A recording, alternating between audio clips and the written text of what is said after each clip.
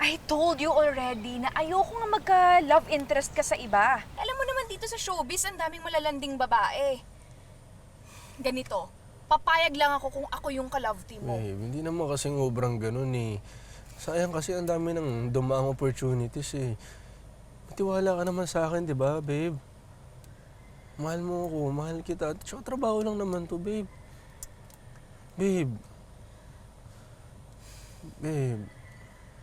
I love you. Babe. Babe. Babe!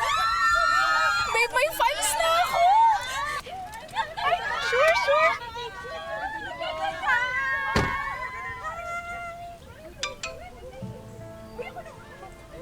Photograph mo. Ay, sure.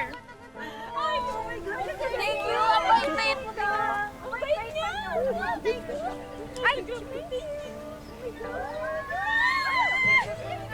thank you. Maraming salamat. Thank you. Nakakatuwa, babe.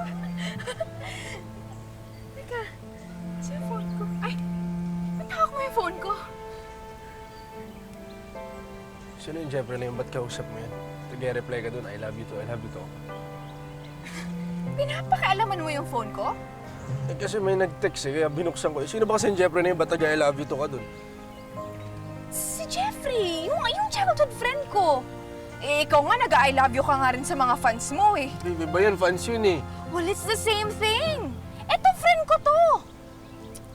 Alam mo, babe, kung wala ka rin tiwala sa akin, mas mabuti pa mag-break na lang tayo.